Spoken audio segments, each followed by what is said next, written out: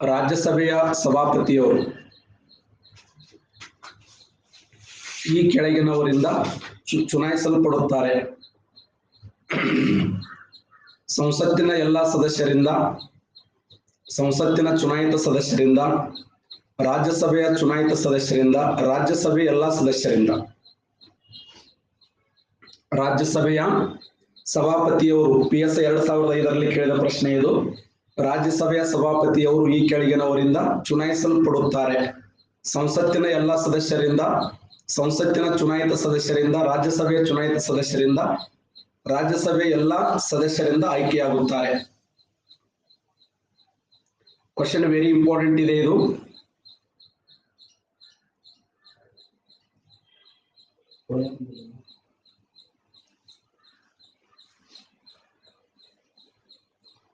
ಚುನಾಯಿತ ಸದಸ್ಯರಿಂದ, ಎಲ್ಲ ಸದಸ್ಯರಿಂದ.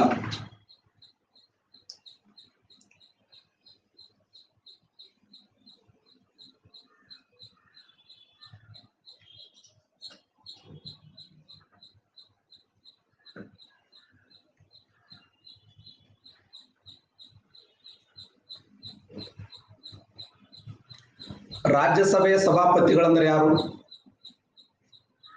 ರಾಜ್ಯಸಭೆಯ ಸಭಾಪತಿಗಳಂದ್ರೆ ಯಾರು? ಮತ್ತೆ ಉಪರಾಷ್ಟ್ರಪತಿ ಇಲ್ಲ. ಮತ್ತೆ ಅದು ಕ್ವಶನ್ ಹೆಂಗ್ ಅವರು ತಿರುಮುರ ಕೇಳ್ತಾರೆ. ಸಬ್ಜೆಕ್ಟ್ ಲಿಮಿಟ್ ಇದೆ, ಲಿಮಿಟ್ ಇದ್ದ ಸಬ್ಜೆಕ್ಟ್ ಅನ್ನ ಬೇರೆ ಬೇರೆ ರೂಪದಲ್ಲಿ ಕೇಳ್ತಾರೆ. ರಾಜ್ಯಸಭೆಯ ಸಭಾಪತಿಯವರು ಈ ಕೆಳಗೆ, ರಾಜ್ಯಸಭೆಯ ಸಭಾಪತಿ ಅಂದ್ರು ಒಂದೇ, ಉಪರಾಷ್ಟ್ರಪತಿ ಅಂದ್ರು ಒಂದೇ. ಉಪರಾಷ್ಟ್ರಪತಿಯವರು ಈ ಕೆಳಗಿನ ಯಾರಿಂದ ಚುನಾಯಿಸಲ್ಪಡುತ್ತಾರೆ? ಸಂಸತ್ತಿನ ಎಲ್ಲ ಸದಸ್ಯರಿಂದ. ಅದು ಲೋಕಸಭೆ ಆಗಿರಬಹುದು ಮತ್ತು ರಾಜ್ಯಸಭೆ ಆಗಿರಬಹುದು. ಲೋಕಸಭೆ ಮತ್ತು ರಾಜ್ಯಸಭೆ ಸಂಸತ್ತಿನ ಎಲ್ಲ ಸದಸ್ಯರಿಂದ ಚುನಾಯಿಸಲ್ಪಡುತ್ತಾರೆ. ಲೋಕಸಭೆ ಚುನಾವಣೆಯಲ್ಲಿ ಸಾಮಾನ್ಯ ವರ್ಗದ ಮತ್ತು ಪರಿಶಿಷ್ಟ ಜಾತಿ, ಪರಿಶಿಷ್ಟ ಪಂಗಡದ ಅಭ್ಯರ್ಥಿಗಳು ಕ್ರಮವಾಗಿ ಎಷ್ಟು ಭದ್ರತಾ ಠೇವಣಿಯನ್ನ ಇಡಬೇಕು? 15, 7,500, 10,000, 5,000, 25,000, 12,500, 5,000, 2,500. ಲೋಕಸಭಾ ಚುನಾವಣೆಯ ಸಾಮಾನ್ಯ ವರ್ಗದ ಜನರು ಪರಿಶಿಷ್ಟ ಜಾತಿ, ಪರಿಶಿಷ್ಟ ಪಂಗಡದವರು.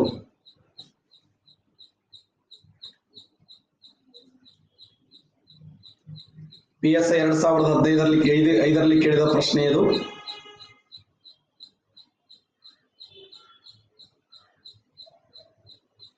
ಸರಿಯಾದ ಉತ್ತರ ಲೋಕಸಭಾ ಚುನಾವಣೆಯಲ್ಲಿ ಸಾಮಾನ್ಯ ವರ್ಗದ ಜನರು 25,000 ರೂಪಾಯಿ ಆದರೆ ಪರಿಶಿಷ್ಟ ಜಾತಿ ಮತ್ತು ಪರಿಶಿಷ್ಟ ಪಂಗಡದವರು 12,500, ಅರ್ಧ. ಸರಿಯಾದ ಉತ್ತರ ಸಿ, ರೈಟ್ ಆನ್ಸರ್. ನೋಡಿ, ಠೇವಣಿ ಅಂತ ಕರೀತಾರಲ್ಲ, ಠೇವಣಿ. ಎಲೆಕ್ಷನ್ ದಲ್ಲಿ ಸೋತರನ್ನ ಠೇವಣಿ ಕಳ್ಕೊಂಡು ಹೋದ್ರಂತ ಕೇಳಿರಲ್ಲ. ಲೋಕಸಭಾ ಚುನಾವಣೆ ಸಾಮಾನ್ಯ ವರ್ಗ ಮತ್ತು ಪರಿಶಿಷ್ಟ ಜಾತಿ, ಪರಿಶಿಷ್ಟ ಪಂಗಡದ ಅಭ್ಯರ್ಥಿಗಳು ಕ್ರಮವಾಗಿ ಎಷ್ಟು ಭದ್ರತಾ ಪಟ್ಟಿಯ ಠೇವಣಿಯನ್ನು ಇಡುತ್ತಾರೆ? 25,000 ಮತ್ತು 12,500, ರೈಟ್ ಆನ್ಸರ್. ರಾಜ್ಯಸಭೆಯ ಉಪಸಭಾಪತಿ ಯಾರು? ಆಗಿನ ಕಾಲದಲ್ಲಿ ರಾಜ್ಯಸಭೆಯ ಉಪಸಭಾಪತಿ ಯಾರಿದ್ರಂದ್ರ ಹರಿವಂಶ ನಾರಾಯಣ ಸಿಂಗ್ ಅವರಿದ್ದರು ರಾಜ್ಯಸಭೆಯ ಉಪಸಭಾಪತಿಗಳು. ಈ ಪ್ರೆಸೆಂಟ್ ಯಾರಾದರೆ ರಾಜ್ಯಸಭೆಯ ಉಪಸಭಾಪತಿಗಳು? ಪದನಿಮಿತ್ತ ಸಭಾಪತಿಗಳು ಉಪರಾಷ್ಟ್ರಪತಿಗಳಾಗಿರುತ್ತಾರೆ. ಉಪಸಭಾಪತಿ ಸಭಾಪತಿ ಅಲ್ಲ ವಿಜಪ್ಪ, ಸಭಾಪತಿ ವೆಂಕಯ್ಯ ನಾಯ್ಡು, ಉಪಸಭಾಪತಿ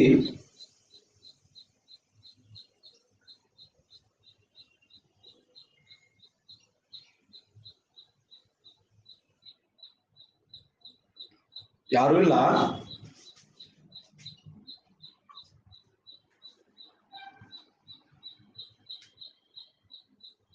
ಕರಿಪ್ರಿಯಾದನ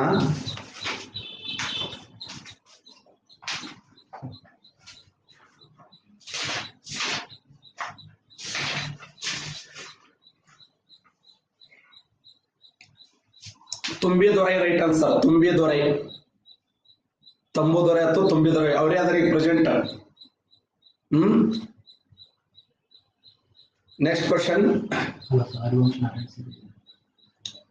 ಈ ಕೆಳಕಂಡ ಸಮಿತಿಗಳಲ್ಲಿ ಯಾವ ಸಮಿತಿ ಲೋಕಸಭಾ ಸದಸ್ಯರನ್ನು ಮಾತ್ರ ಹೊಂದಿರುತ್ತಾರೆ?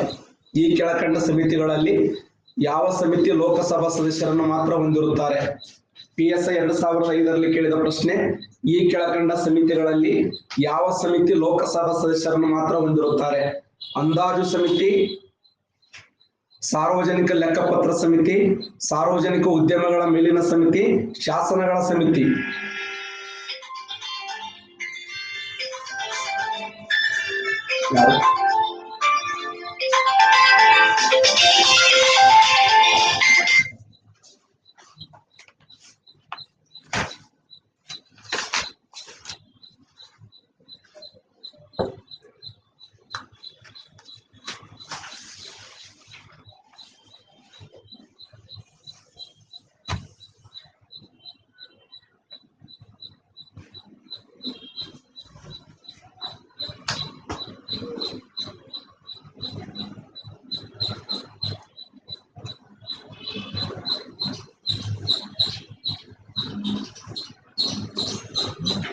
ಸರಿಯಾದ ಉತ್ತರ ಅಂದಾಜು ಸಮಿತಿ. ರೈಟ್ ಆನ್ಸರ್ ಅಂದಾಜು ಸಮಿತಿ. ಅಂದಾಜು ಸಮಿತಿ. Next question. ಭಾರತದ ಸುಪ್ರೀಂ ಕೋರ್ಟಿನ ಪ್ರಥಮ ಮಹಿಳಾ ನ್ಯಾಯಾಧೀಶರು ಯಾರು?